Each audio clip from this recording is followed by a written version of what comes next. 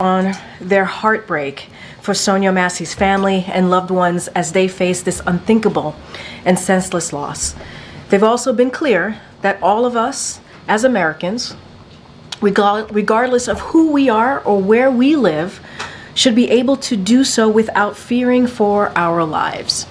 Sonia's death at the hands of a responding officer reminds us that all too often, Black Americans face fears for their safety in ways that many Americans do not. Sonia's family deserves justice. President Biden has been clear about his commitment to doing everything he can to make our communities safer, including by advancing effective, accountable policing. That's why the president has pushed Congress to pass a George Floyd Justice in Policing Act and signed an executive order to make federal policing the gold standard of effectiveness and accountability. While we wait for this case to be prosecuted, the president and the vice president are continuing to urge Congress to get the George Floyd Justice in Policing Act to his desk so he can sign it. I also wanted to share the president and the vice president's deep sadness at the passing of Congresswoman Sheila Jackson Lee. No matter the issue, from delivering racial justice to building an economy for working people, she was unrelenting in her leadership. Leadership she demonstrated in her work to reauthorize the Violence Against Women Act, make Juneteenth a federal holiday, and reintroducing the George Floyd Justice in Policing Act. As the president said in his statement on Saturday, she spoke truth to power and represented the power of the people of her district in Houston with dignity and grace. Both the president and the vice president shared the honor of working with her during their times in Congress. We at the White House joined the president and the vice president and their families in sending our love and condolences to the Congresswoman's family, her constituents, and beloved colleagues of the Congressional Black Caucus. Later this evening, after the president's speech, First Lady Jill Biden will travel to Paris, France, to lead the U.S. presidential delegation to the opening of the Paris 2024 Olympic Games. The First Lady and the delegation will attend the opening ceremony of the Olympic Games and cheer on Team USA at various events. The First Lady previously led the U.S. delegation to the opening of the Tokyo 2020 Olympic Games, which were held in the summer of 2021 due to COVID-19. And finally, as you all know, and certainly are tracking, what we saw from the president the last couple of days is what we have seen from him over the last several decades.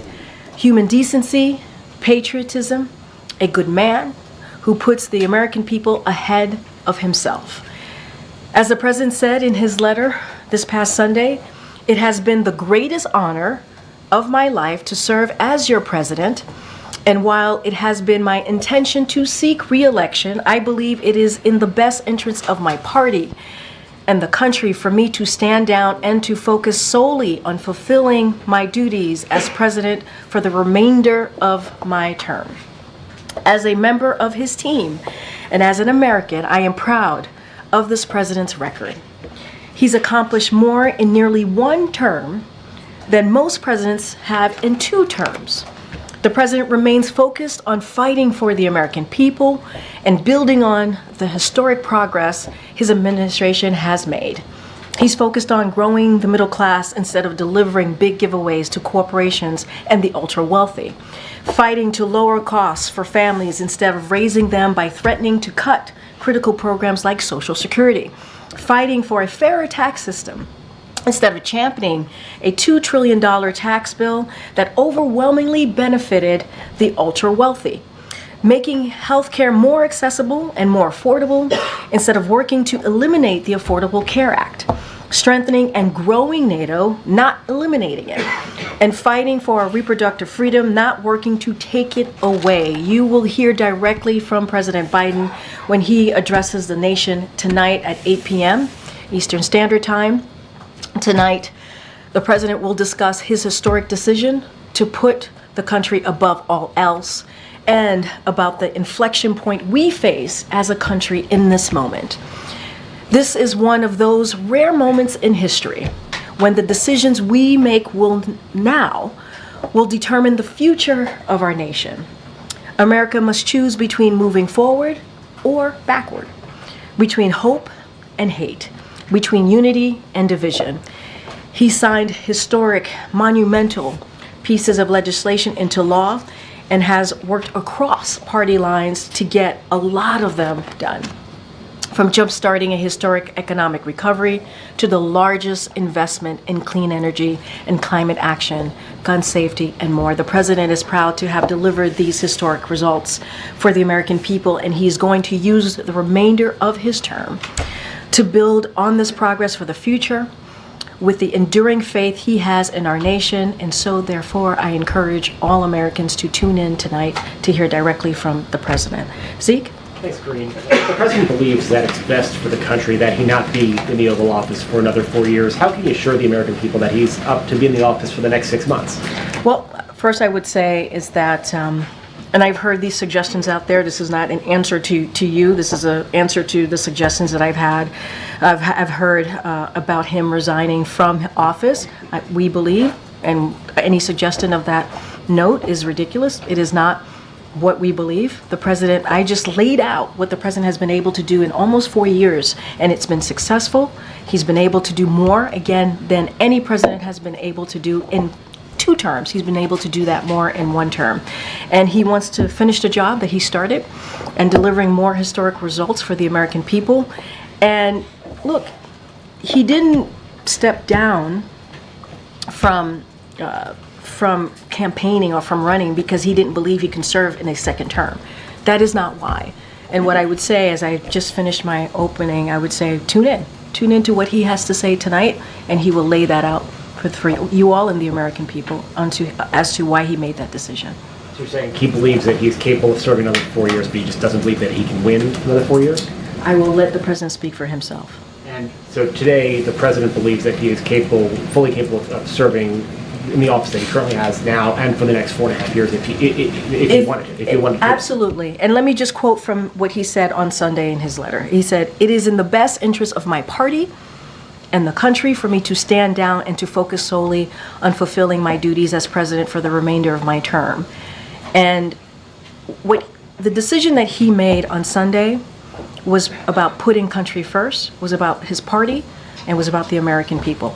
Again, I would refer you to what he's going to say tonight. He will lay that out, speak for himself, and you will hear directly from the president. The American people will insert you as just well. on a different topic, there's some large protests taking place in Washington. The White House is now ringed by anti-climb fencing. The Capitol, there's some protests around Union Station. Is the president monitoring these protests? Does he have a message to the people who are demonstrating right now? So it's basically what we have said for some time. We respect the right for all Americans to peacefully protest. And obviously we will continue to strongly condemn any form of violence as it relates certainly to protesting or destruction of property. We've been very, very clear. But Americans have the right to peacefully protest. Anything that is related to what's happening outside of this campus, the fencing, as you just mentioned to me, that's something for Secret Service to speak to directly. Is he watching the protests? I mean, the president is he's always kept up to date on what's going on. Right now he's certainly having meetings today with his senior advisors and other senior staff. I can't speak if he's right now watching the protests. Obviously, he's kept up to date into what's happening. But what I can say right now, we respect everyone's right to peacefully protest. We understand that this is a painful moment for many, many communities, but obviously, we're going to continue to strongly condemn any form of violence or any destruction of property. That is something we've been consistent on. Go ahead, Nancy. Thanks, Karine. You read the president's statement where he said that it's in the country's best interest for him to step aside. Why is it in the country's best interest for him to step aside? Does it have to do with his health or it does not have to do, they have nothing to do with his health. Again, the president's going to speak to this directly to the American people tonight in prime time. I know many of you all will be watching it. There are specials going on tonight. I promise you, he will speak to this directly to all of you tonight. But in his letter, he talked about the country, he talked about the party, he talked about the moment that we're in right now. It is not about his health. I can say no, that's not the reason, but hear him out tonight. And the president denied for weeks, and you denied for weeks, that he was even thinking of stepping aside. What changed from all those days that he had that message to Sunday? So look, he's going to address this as well this evening. Let him speak for himself. But here's what I will say. And I think we gave a little bit of a TikTok to all of you. He met with a small group of advisors on Saturday evening, and with his family, and was thinking through how to move forward. Sunday afternoon, he made that decision. It was in a very short period of time, as you can imagine. And then at 1:45, he got on the phone with some of his assistants to the president, some advisors. He let them know, and then minutes later, a letter went out. So it was in a very short period of time that the president was able to think about this and make a decision. But I would say again, the president's going to address the American people. You will hear directly from him tonight. Hey, can you talk a little bit more about how he's feeling after making such an extraordinary decision, like you said, making it quickly? Did he feel bullied to leave the race? I'm going to let the president speak for himself. Look, it's obviously a historic moment, but a decision like this is very personal. It's not easy to make. And I think there are very rare politicians who could look at the situation and make a decision, right? And I think it speaks to how honorable this president is, how selfless this president is, that he was able to make this decision and say, it is not about me, it is about the American people, it is about the country, and make, a personal, difficult decision. And so I think that speaks for itself. I really do. I think that speaks for itself. And in the letter, as you all know, he said that he wanted to address the American people, was going to give remarks about his decision. And now we've come to that day where he's going to speak directly to the American people later tonight. And he's going to lay out what it is that he wants to say, what he believes the American people want to hear directly from him. Just switching gears a little bit to Netanyahu's remarks on Capitol Hill. We've heard Republicans voicing serious criticism against the vice president for not being there, her team insisting that it was a scheduling conflict. But how do you respond to that? What does it say about her priorities, the administration's priorities, that she was not there?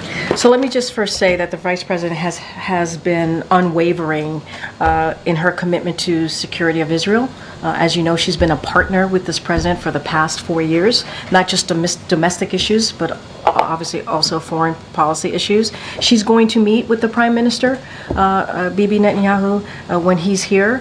And so, again, has been a critical partner in ensuring that Israel can defend itself and to secure hostage deal. As you know, the president, we've been talking about that for some time, making sure that we have this hostage deal. She's been a partner in that. And that's what I can certainly say, that she continues to be supportive to Israel, making sure that Israel's security is ironclad, as we have been, as the partner, as the president has been, and she's going to meet with the Prime Minister. Given the historic nature of Kamala Harris being the top of the ticket, does the president have any regrets about the way that he handed this enormous responsibility off in such a, unusual, shortened, kind of truncated fashion, not having her have a normal ascendancy to that top position? Oh, I mean, the president has no regrets. Let's not forget, the vice president obviously has been vice president for more than 4 years. I do not see anyone who is more qualified to step in this moment, right? She was a senator, she was an attorney general, she's been a partner to this president, a critical partner, as I've said. I've listed out what we've been able to accomplish in the last 3.5, almost 4 years, an unprecedented record. She was a partner in that to the president. And so, look, this is, again, a decision that this president made, and I think he is proud to have made that decision. I know so. You saw it in what he has been able to say since Sunday, He's going to be on camera later today, obviously, to address the American people from the Oval Office because of this moment and how big this moment is. He wants to do that. He wants to make sure that Americans hear directly from him again after putting out the letter on Sunday. And if you could distill just into a few kind of bite-sized pieces, what specific policies, actions does the president want to get done in these last few months? So he certainly wants to build on what we've been able to do. You heard me say this has been certainly what he's been able to accomplish in the four years in this first term is more than we have seen in presidents who have done 8, many presidents who have done 8. And he is going to be known as a consequential president of his time. And so he's going to continue to build on those successes. I mean, let's not forget, if it wasn't for the American Rescue Plan, we wouldn't be able to get out of the pandemic. We wouldn't be able to open up schools. We wouldn't be able to open up businesses wouldn't be able to open up again. There's the Inflation Reduction Act, which was also an incredibly important piece of legislation. If you think about climate change and dealing with that, if you think about being able to beat Big Pharma, you think about the infrastructure legislation, which was done in a bipartisan way. This president was able to get that done. CHIPS and Science Act, again, a bipartisan way. This president was able to reach across the aisle and get that done. You think about NATO, making that stronger and bigger. I mean, there are many ways. I'm just naming a few things that the president's been able to do. Look, both of them, the president and vice president, are proud to have delivered these historic results, and we're going to continue to figure out ways on how to build on this progress. So that's going to be his focus. We will have a lot more to share. I'm not going to name out policies at this time, but you certainly will hear from this president. He's going to run through the finish line. No concerns about being a lame duck? We don't see ourselves as a lame duck president at all. In this period of time, this is a president that has been incredibly successful, and he's going to do everything that he can to continue to fight for the American people. I would say stay tuned. Watch. Thank you, Karine. I have 2 questions, one on the vice president and then one on the president's decision. First, it's clear that President Biden and Vice President Harris have met regularly, including their standing lunches from the outset of the administration. But I'm wondering now, since he made his decision, if there are any plans to increase the cadence of those interactions, or if he plans to include her in more of his policy-making processes. How will that relationship and that involvement change? So what I can say is the president and the vice president speak regularly. They see each other regularly. You named some ways of how they've been able to do that, to stay in touch and see each other in person. Look, the president is committed to being president and leading this country forward in the way that he believes that Americans want to see this country moving forward. And the vice president's going to continue to be a critical partner. Nothing's going to change in that. But they're going to continue to engage, interact, and have important conversations as it relates to policies and moving forward. That's not going to stop. And I'll leave it there. And on the timing of his decision, it's now been widely reported that when Senator Chuck Schumer went to visit with the president in Rehoboth a week ago Saturday, that President Biden said, "I need another week." What did he need another week for? So here, I'll say this. They had a very good conversation, the president and Senator Schumer.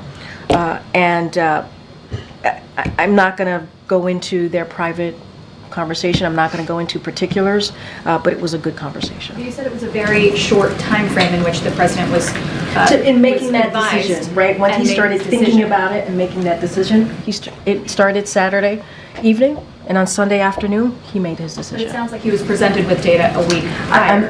I'm just not going to get into specifics. It started Saturday evening. The next afternoon, which was Sunday afternoon, he made that decision. A small group of advisors, including family, was with him on Saturday night, and then Sunday afternoon he made the decision. That's how it happened. That's how he came to announcing it. And on the messaging to us, to the press corps, it's been 9 days since there's been a briefing. The president obviously published his letter officially on Sunday, withdrawing from the race. Why go on television to make your first comments about that decision rather than make. No, I those from the appreciate that. We've always had a protocol here. When the president's not here, we don't do a briefing. That's just the way that we've always, it's always happened. The interview that I did yesterday was on the books for about 2-3 weeks. It was way before the president made his decision. That's it. Yeah. Okay.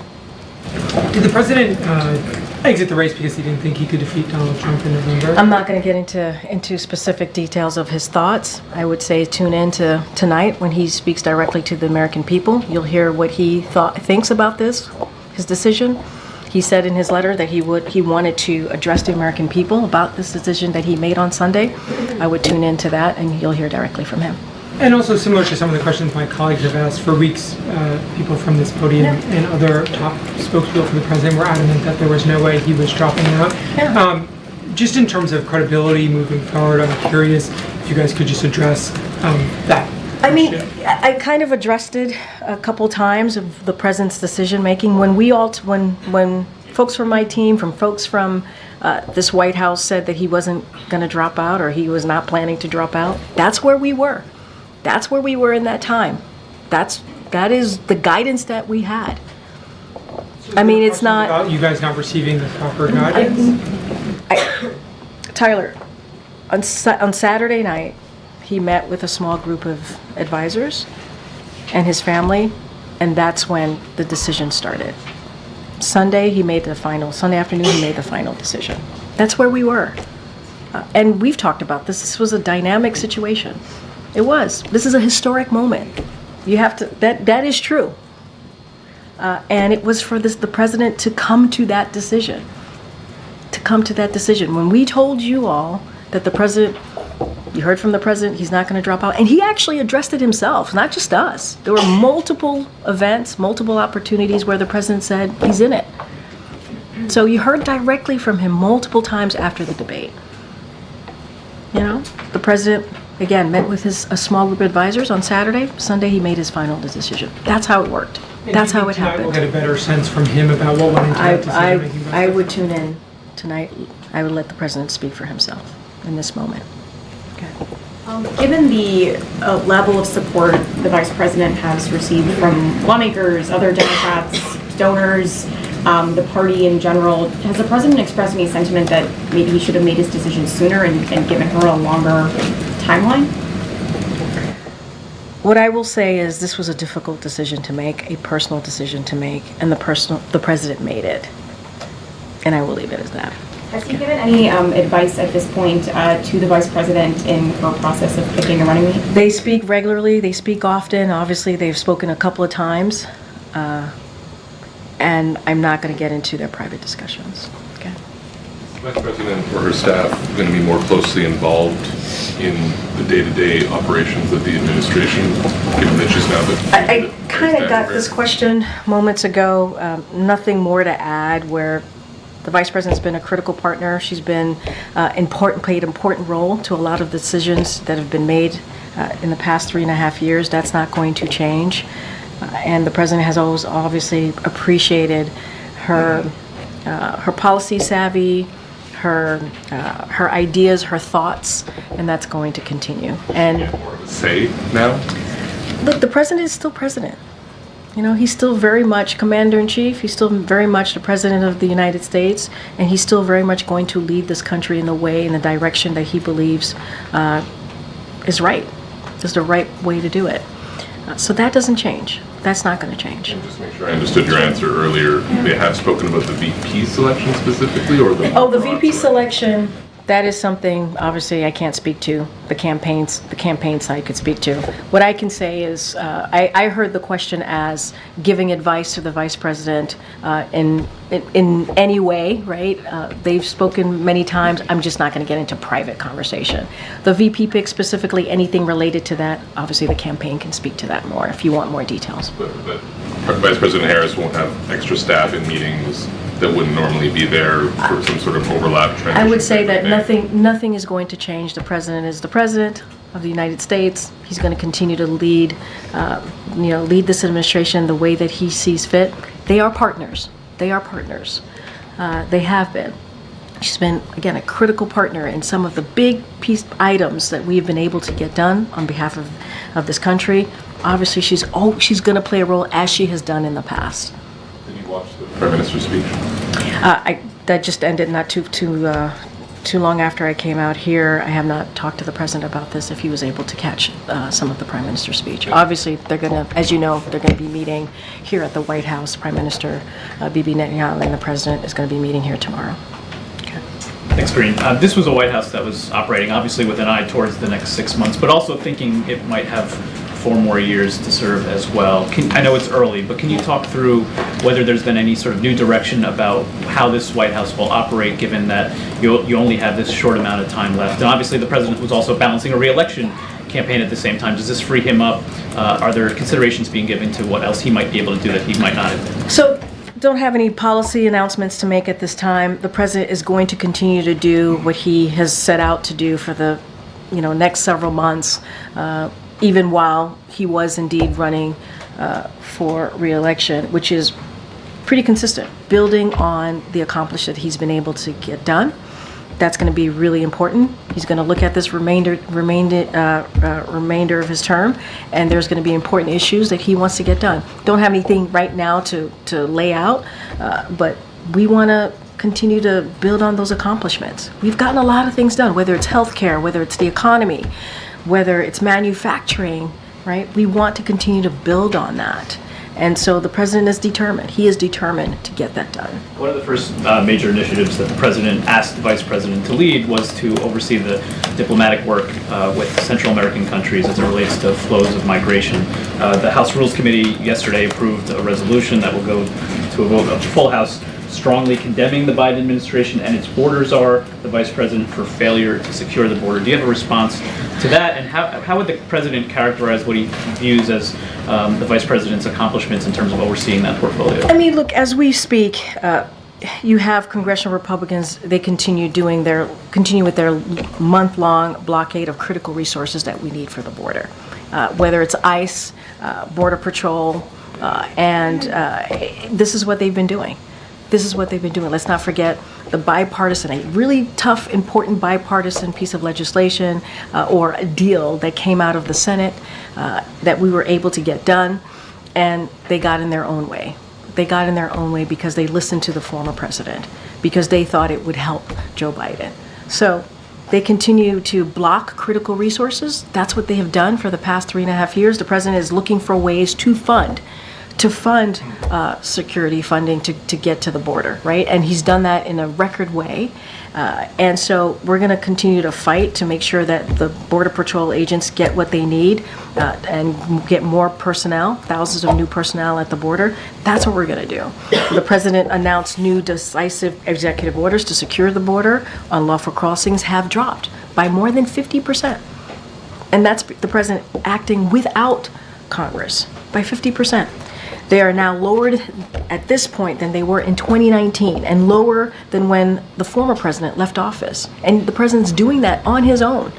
On his own. They get in the way, he finds other ways to make things happen. That's been the story of this administration. One more question. Obviously, the Secret Service director resigned yesterday. I'm also curious if there is any consideration to increasing the security around the vice president now, and whether the resources of the Secret Service are affected by that in that decision as well. Yeah, that's something for the Secret Service to speak to. That's something for the Vice President's campaign to speak to. I don't have anything to add on that as it relates to protection. Okay. How are you doing with all of this, Karine? You care about how I feel? Are you going to stick around for a potential President Harris administration? Oh my goodness, let me just get through the day. Can I just get through today? I do have some other questions. No, I think that's good. I think we're good. I think we're good. Karine. How are you doing? Are you I'm good? doing okay, thank you. I haven't seen you in a while. Well, you guys haven't had a press briefing since President Biden dropped out of the race. So The president hasn't been here. He just got here yesterday. And now I'm here taking your questions. thank you.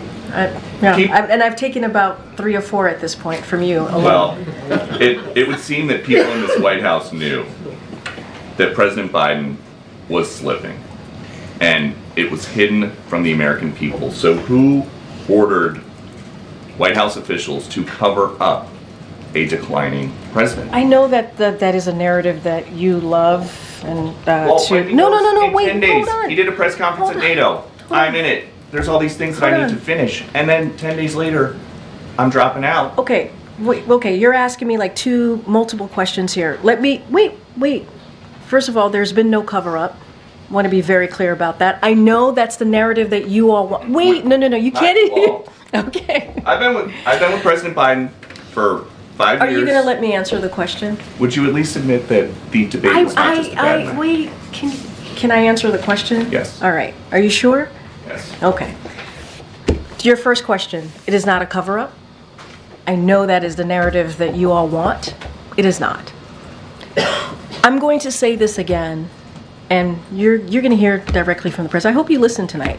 I think it's going to be incredibly powerful and important. The Oval Office, presidents, as you know, when they make speeches from the Oval Office, it's because there are important moments that they want to directly make sure that the American people hear from them. And it's obviously going to be done in prime time. I would listen to the president. And then what I will say is that it is not easy making a decision that the president made on Sunday. It is just not. It is not. And as you all reported, it is historic. It is unusual. This is not the norm. And making a decision like that for someone who has been in public service for 54 years, U.S. Senator for 36, President to Vice President to President Obama for 8, and now a first term as president himself. These are not easy decisions to make. They're just not. And so the fact that he was able to make that decision in a selfless way, that's admirable. One of the decisions he made, President Biden wants Vice President Harris to be the standard bearer of the party now. Does she still want to get rid of ICE? You have seen what this administration has been able to do in the past 3.5 years, and they did that with the vice president as a partner in that. And Republicans got in the way. The president went around Republicans and was able to get thousands of personnel at the border, and now we are seeing a 50% drop at the border. And that's because of what this president has done. As a partner, though, she's been in charge of root causes of migration for years. She has never spoken to the Border Patrol Chief, Jason Owens, or the Border Patrol Chief before him, Raul Ortiz. What should that tell us about her leadership style? She was supposed to be doing root causes, dealing with diplomacy. Diplomacy. Wait, diplomacy. That's what her job was supposed to be. Diplomatic. That's the job.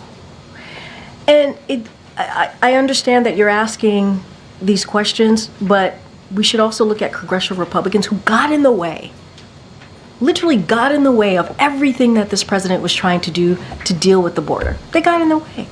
They would say one thing and then they would change their mind. They would say, we want Border Patrol, we want we want a deal on what's happening at the border, and then they would walk away from it. And they did it because of what the former president said. You guys reported that.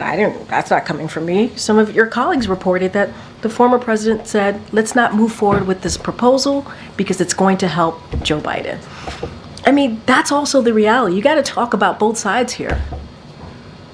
Good. Great. This is I get that you're not going to give You us. gotta- I get that you You might control the have. briefing, not Peter. Yeah. No, go ahead, Fine, Peter. one more. Unbelievable. I get that you don't probably want It's to give good to us see you too, James. a specific name, but were there any names that came forward that surprised you of Democratic officials in the last week who stabbed President Biden in the back? I don't have anything else to say. Go ahead, April. Karine, really fast, 2 questions. Yep. One on Sonia Massey. Yeah. This is something that's continued to happen. The president, before he even became president, was really pushing after the George Floyd death, police-involved death. Yeah. What is the lesson learned, I guess, if you will? He couldn't get it through Congress, but he did come up with federal executive orders and efforts. But what is the lesson learned from this moment that continues to happen that I guess Kamala Harris might have to start dealing with as well if she becomes president? I mean, when you say lesson learned, meaning? How could you have done something differently, or what could you have done to maybe change the dynamic? So, I think got to step back for a second here. The president has been able to reach across the aisle and get a lot of things done. He has. Gun legislation, the first bipartisan gun legislation that we saw in decades. That was important. And there's issues that, infrastructure legislation, was able to get that done. He reached over across the line and got bipartisan support. So we have seen this president and this vice president be very successful in doing that. There have been some issues that have been a little harder. To your point, police reform.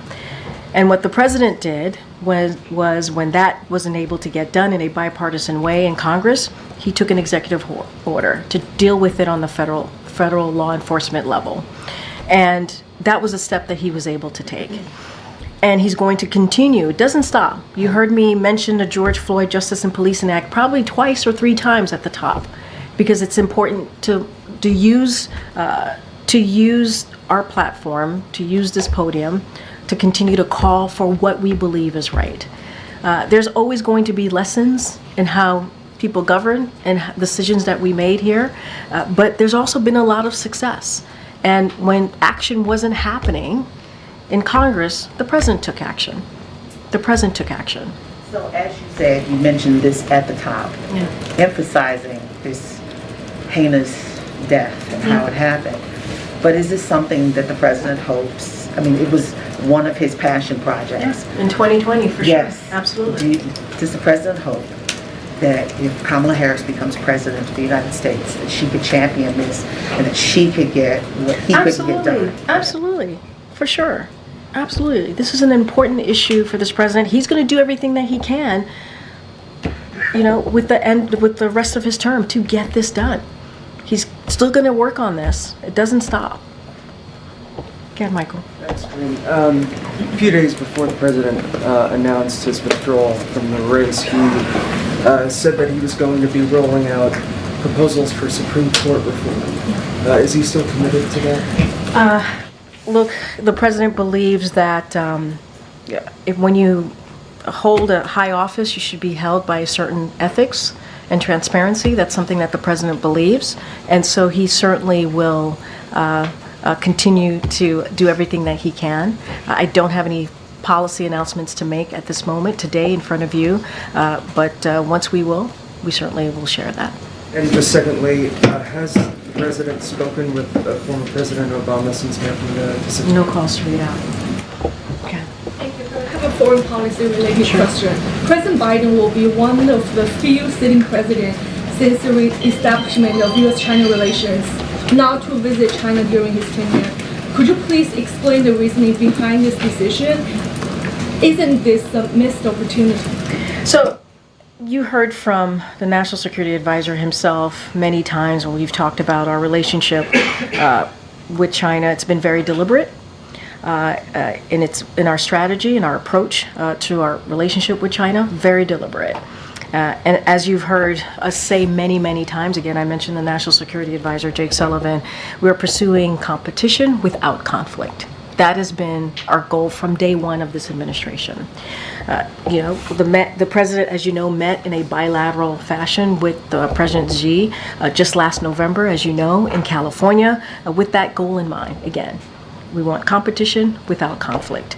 So we have also had a number of cabinet secretaries. We've spoken to that, whether it is Secretary Blinken or the Treasury Secretary. They've had travels to China over the past several years and many more. And so, look, we're going to continue to have these high-level officials travel there to China to continue to have those conversations, but we have been incredibly deliberate with our strategy. Again, competition without conflict, that's how we're moving forward. There are still a few months left. Yeah. Will there still be opportunity? Say that last part, would there still be A chance he may go abroad? I don't have anything to share about foreign travel, but we have been very deliberate with our strategy. We believe it's worked, and we're going to continue to move forward in that fashion. Go ahead, Danny. Thanks, Karine. The president said that he wants to push for a Gaza ceasefire in his last 6 months in office, but Prime Minister Netanyahu just gave a really uncompromising speech to Congress, and that just a day before he comes here to the White House. Does the president really believe that Netanyahu sounds like a man who's likely to go for a peace deal? So let me just say a couple of things. I do want to give our reaction to the Prime Minister's speech. So we appreciate Prime Minister Netanyahu for thanking President Biden for his unwavering support for Israel and his efforts to secure the release of the hostages. President Biden looks forward to meeting the Prime Minister here tomorrow to discuss developments in Gaza, including negotiations on a ceasefire deal and the humanitarian situation on the ground. And my colleagues in the 4 o'clock hour is going to, at NSC, is going to hold a press call where they're going to address additional questions regarding the Prime Minister's address and also his visit. So I would certainly tune in. You'll hear more from them directly. Look, they're going to meet tomorrow. The president has always been clear on how he sees the future, a two-state solution. He's always supported that. That's something that he's going to continue to speak to. They're going to have a conversation tomorrow. The president looks forward to that. The vice president's also going to have a meeting with the prime minister tomorrow. And so I'll leave it there. But the National Security Council is going to be doing a press call, so I would certainly refer you to any further questions that you may have on the visit. I've got no sense of whether he does have any confidence that this is really an achievable goal in his last 6 months? I believe that the president is optimistic. This is a president that believes that anything could happen if you stay focused, if you work hard towards it. So he's going to be optimistic. The work continues, and that's not going to stop him for sure. Yeah, Jerry. Given that you've had a lot of questions about the president's agenda here over the next 6 months, I'm curious, does the president believe that some of what he'd like to get through Congress between now and the end of the year is made easier if he's not a candidate? I don't quite understand the question because he's not on the. Does he think that it'll be easier, harder, the same to kind of get some of these things that he's been struggling to get through Congress through now? Well, first of all, this has been the fact that the president has gotten this much done, right? The historic pieces of legislation. Wait, hold on. You guys got to give me a second to answer to actually warm up into the answer. So, look, the president has gotten a lot done. Historic amount of legislation passed. Historic pieces of legislation passed, and that wasn't done with an easy political climate, right? It's not. I mean, I think you could agree with me there. And so, look, we're going to have more to share on what the next several months, the final several months of his term is going to look like. We will share that. The president wants to continue to build on those historic initiatives that he was able to get done. This has not been an easy political climate, and some of that work did it in a bipartisan way. And when he wasn't able to get it done in a bipartisan way, he found policy ways to do that in executive action. And we've been able to be successful, whether it's the border, right? Whether it's trying to get things done on the student loan side. There's been ways that the president has been very focused on making sure we're delivering on the initiatives, on the goals that we set out to do in the beginning of this administration. That doesn't stop. Go ahead. Karine, I have two questions, domestic and foreign policy. On domestic, was there any reason why the president did not endorse the vice president in the first week? It took like a while, maybe 15, 20 minutes. Yeah, I mean, look, the first meeting.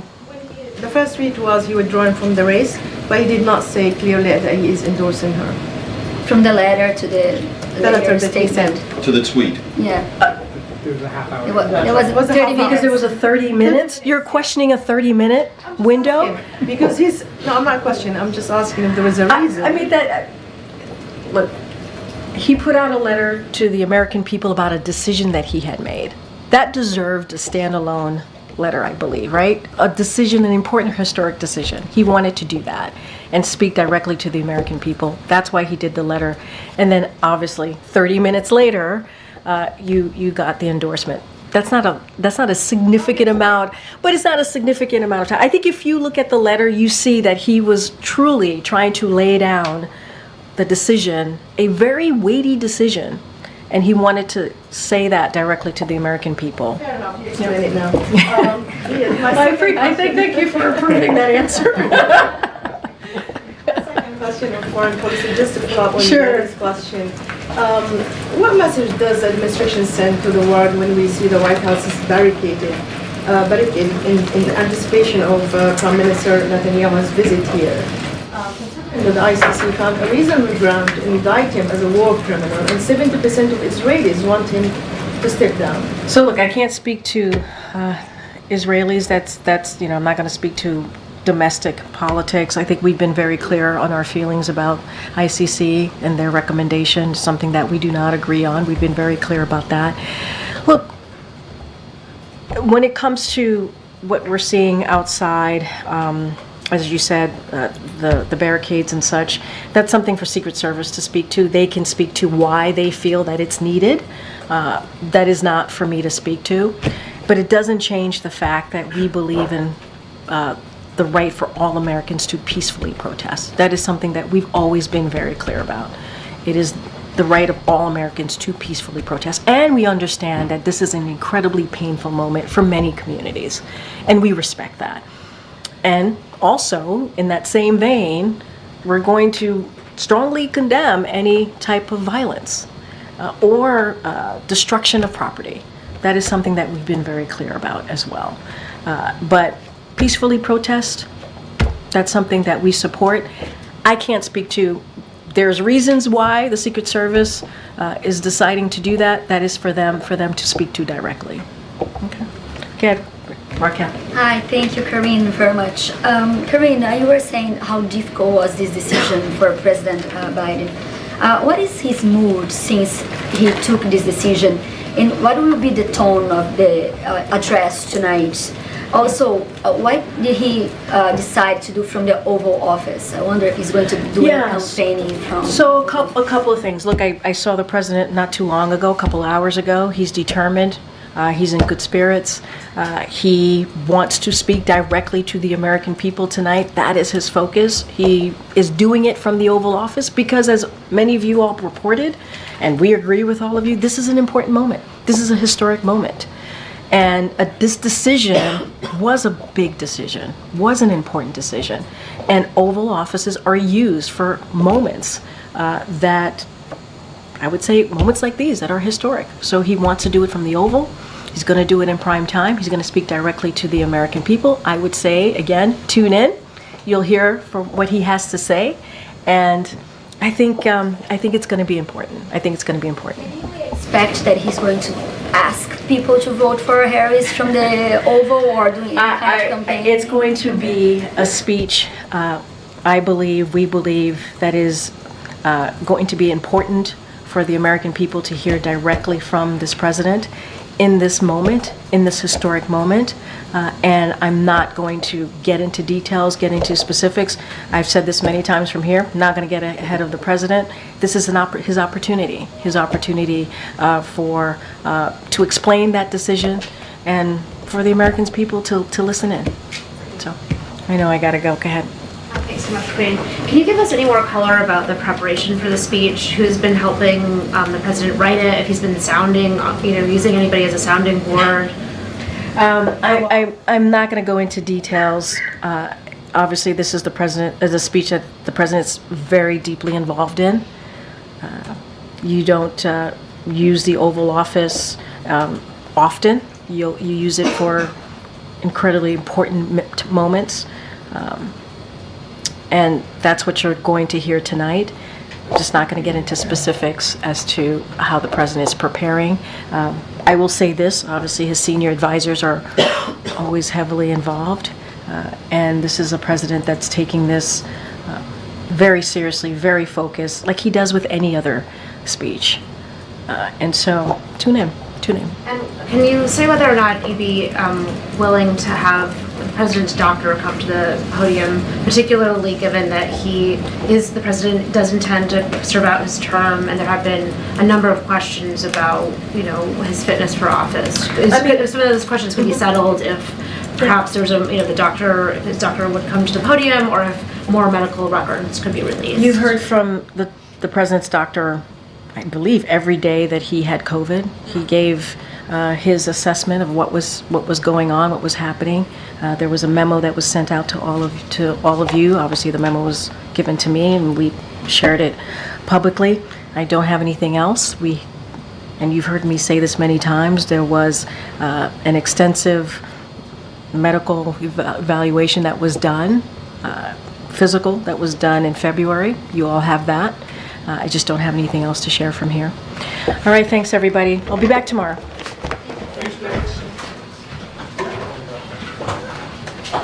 Thanks.